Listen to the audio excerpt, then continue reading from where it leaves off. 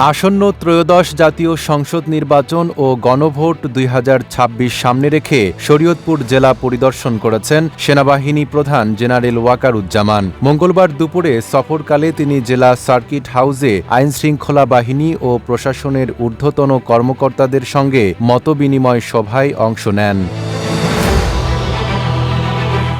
সভায় নির্বাচনকে শান্তিপূর্ণ, সুষ্ঠু ও নিরপেক্ষভাবে সম্পন্ন করতে নিরাপত্তা প্রস্তুতি, সমন্বয় ও দায়িত্ব বণ্টন নিয়ে আলোচনা হয়। নিরাপদ বিনিয়োগ পূর্বাঞ্চলের প্রথম ৫ তারকা হোটেলে ছুটি হারমোনি। এ সময় সেনাপ্রধান দায়িত্ব পালনে পেশাদারিত্ব, নিরপেক্ষতা, শৃঙ্খলা এবং নাগরিক বান্ধব আচরণের ওপর গুরুত্ব দেন। পরিদর্শনকালে সেনাপ্রধান in aid to the civil পাওয়ার কর্মসূচির আওতায় মাঠে মোতায়েন থাকা সেনা সদস্যদের কার্যক্রম সরেজমিনে পর্যবেক্ষণ করেন এবং প্রয়োজনীয় দিকনির্দেশনা দেন।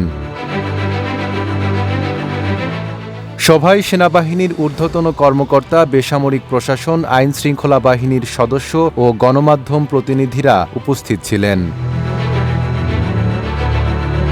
নাইম আরাবী, ঢাকা পোস্ট।